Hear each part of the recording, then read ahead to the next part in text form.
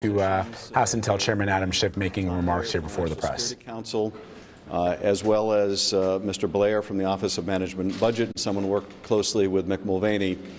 Both of them defied congressional subpoenas and refused to appear for their scheduled depositions, as has been the case with other witnesses who have done the same thing.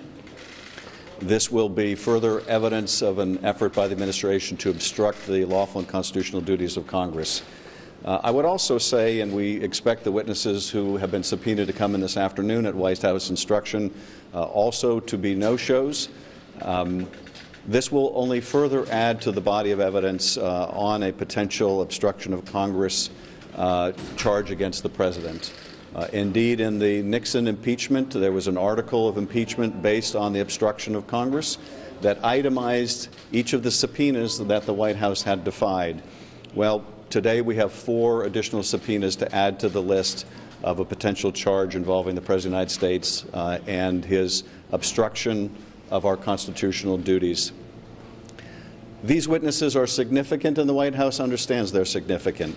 Based on the testimony the committees have already received, we know that these witnesses, those that were in the law office of the National Security Council, those who worked for Mulvaney either in the Chief of Staff's office or the Office of Management and Budget, are first-hand witnesses to allegations of serious misconduct, both vis-a-vis the suspension of military aid and the effort to use that aid as a lever to get Ukraine to do these political investigations to help the President's re-election campaign, but also in efforts to potentially hide the evidence of the President's misconduct by placing that call record in a classified system that would be beyond most individuals' access, and a system in which that call record did not belong.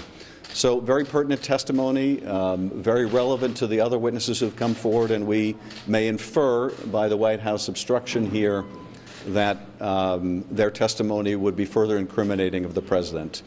I will say this, it's quite obvious, and we fully expected this. We have seen a series of shifting, ever-changing rationales for this campaign of obstruction. First, there was the argument, we won't comply, don't have to comply until there's a formal vote on the House floor. Well, we had a formal vote on the House floor.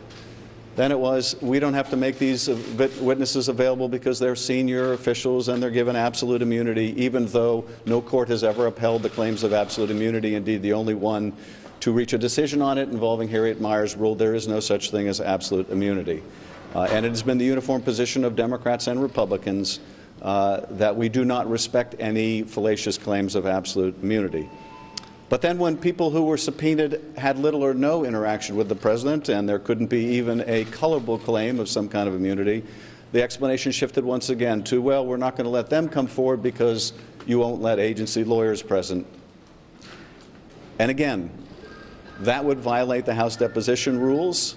It would also violate the practice used by both Democrats and Republicans for depositions in the past when there are concerns that agency lawyers are representing agencies that may have been engaged in wrongdoing or may use facts gained in the investigation to prejudice other witnesses in the investigation. This was the practice for the current members of our investigative committees, people like Jim Jordan during Benghazi, and people like Mike Pompeo, and people like Mick Mulvaney, all participated in depositions of senior agency officials without the presence of agency counsel. So if they join the President's objection here, they do so in fashion that is directly contradictory to their practices when they were in the majority. Today we also are beginning the process of releasing transcripts of our depositions. This morning released the depositions of Ambassador McKinley, Ambassador Ivanovich. And I will leave you all to review those transcripts. There are a few things that will become immediately clear when you do, and the first is that contrary to the claims of the President and his acolytes on the Hill, that these have been proceedings in which the Republicans have not been able to be present or ask questions. In fact, Republicans were present for all of these depositions, and in fact, they had equal opportunity with Democrats to ask questions, and you will see they took full advantage of those opportunities to ask questions. You will see in Ambassador Ivanovich's testimony what a dedicated public servant she is. This is someone who served the country with distinction for decades. It is someone who also is one of the first witnesses to this irregular back channel that the President established with Rudy Giuliani and the damage that it was doing to America's national security and foreign policy interests. How it was working in opposition, not in support of U.S. policy objectives. Ambassador Ivanovich had a well-earned reputation as a fighter of corruption. And she was working with Ukraine to get Ukraine to fight corruption. And so what does this irregular back channel sanctioned by the President do? It seeks to remove someone fighting corruption in Ukraine by employing a vicious smear campaign in which the State Department at the highest levels acknowledged had no merit whatsoever. That smear campaign, orchestrated by this irregular channel, was successful in removing a U.S. ambassador and tarring her reputation. Of course, you see the President's comments about the ambassador in the call record. We also released the testimony today of Ambassador McKinley, another career diplomat and public servant, someone who was asked by the Secretary of State to come back and assist the State Department at a very difficult time for the department. And what is so striking about his testimony is the degree to which he sought to get the State Department to issue a support for its own ambassador, and how those repeated efforts were rebuffed. But you also see, in reading his transcript, his growing alarm at the degree to which the apparatus of the State Department itself was being used to seek political information for a political purpose by the President of the United States and others. And you see that these are two of the principal reasons that caused this career public servant to decide that he must resign his office, as he did. We will be releasing further transcripts. Tomorrow we are scheduled to release the transcripts of Ambassador Volker and Ambassador Sondland. And we will continue to release the transcripts in an orderly way. We continue to allow witnesses the opportunity to review their transcripts. We continue to make redactions for private information or personally identifiable information, but we will continue to release the transcripts. And we will soon, although I can't give you the timetable, be moving to open hearings as well. And I'm happy to respond to a couple of questions. One of the witnesses who was supposed to come, Charles Kupperman, filed a lawsuit to essentially force a ruling on whether he should testify. That's going to be delayed till December. It's possible John Bolton also may follow a similar course. Will you delay your proceedings to ensure you get their testimony, or are you ready to move forward without hearing from these key witnesses? We're not going to delay our work. That would merely allow these witnesses and the White House to succeed with their goal, which is to delay, deny, obstruct. The lawsuit that Dr. Kupperman filed, I think, is on its face without merit. Someone who gets a congressional subpoena to avoid the subpoena doesn't simply get to sue in court to try to avoid the subpoena. I think it will undoubtedly be the case that lawsuit will be dismissed for lack of standing or justiciability. But the whole point of it is to delay. And I would say this to those who would use litigation like the White House or others for purposes of delay to avoid their duty, which is to follow the law and follow a congressional subpoena. They should follow the example of the courageous people that have come forward. People who worked for Dr. Kupperman, people who work for John Bolton, people who have in their careers much more at risk, have shown the courage to come forward. They have not hidden behind litigation. They have not hidden behind the White House, as the witnesses today have. They've shown enormous courage and patriotism, and I would urge others to follow their example, not follow the corrupt example out of the White House, which is seeking to obstruct this investigation. Yes. Some of these individuals say they'd be willing to come if they were allowed to bring agency lawyers. Why not let them do that?